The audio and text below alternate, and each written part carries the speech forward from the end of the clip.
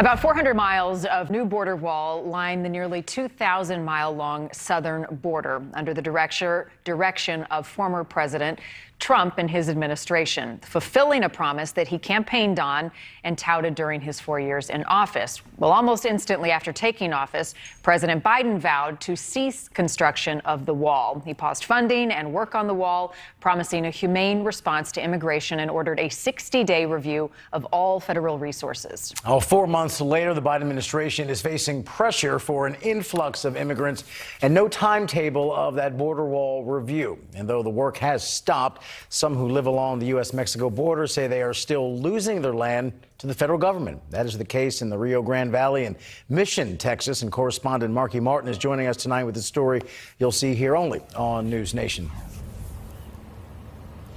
Yeah, Rob and Marnie, as we approach Biden's 100th day in office, campaign promises are obviously top of mind. And time again, we heard the president campaign on no more border wall and no more land confiscations. Well, we spent the day yesterday with a South Texas man who says this is still very much happening, and it's just happened to him from the president he voted for to put a stop to it.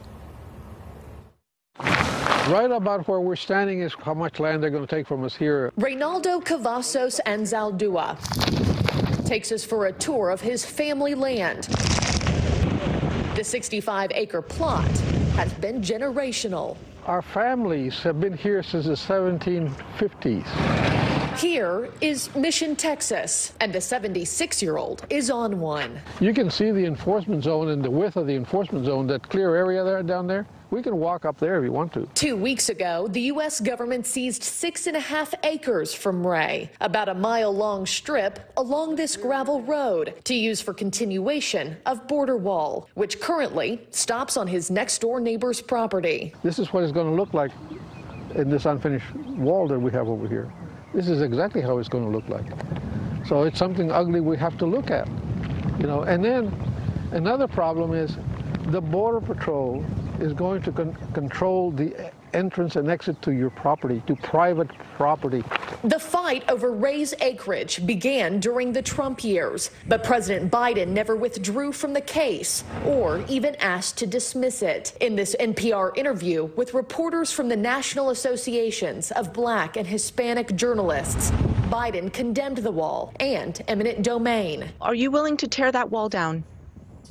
No, there will not be another foot of wall constructed on my administration. What about the land confiscations?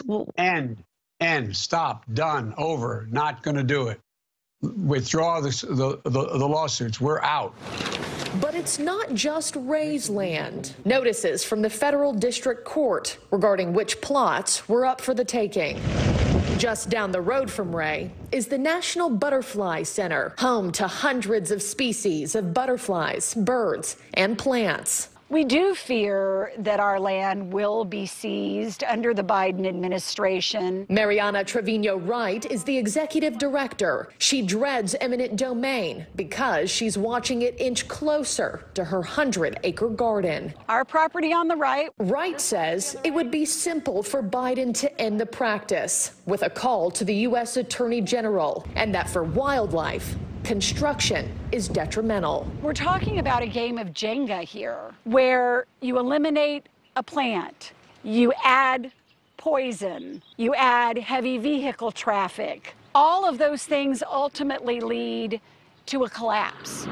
According to the Government Accountability Office, as of July 2020, the federal government acquired 135 private tracts of land, and we're working on almost 1,000 more. Most of that 5,000 plus acres lies in South Texas and belong to people like Ray, who says he believed in President Biden. I assume you voted for them thinking that they would keep their... Well, I would have voted for him anyway, but now I don't know if I'll vote next election or not. You know, I might not. Because we're that upset at Joe Biden right now. Now, obviously, with eminent domain comes compensation from the government for taking said land. But both Ray and Mariana told me that there is no amount of money that they would ever find acceptable for that. Now, I did talk to the DOJ earlier this afternoon over the phone, and all they would tell me is that they did know about Ray's case and they were working on a statement to send forward to News Nation. And also, as it stands now, there are 140 pending land lawsuits on South Texas border alone. Rob, Marnie.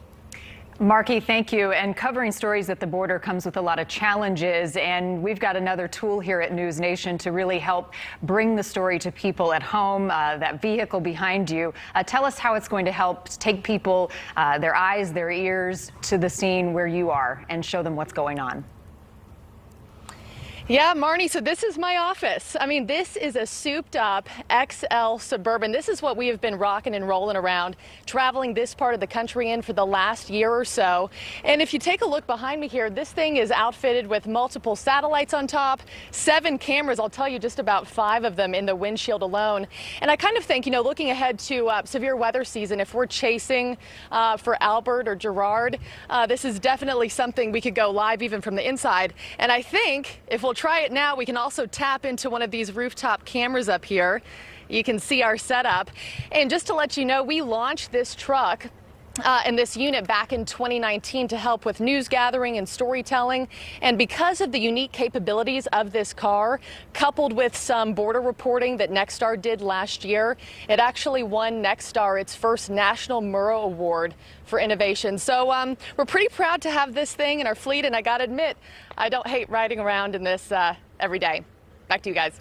Filing some important reports. Marky, thank you to you and your crew.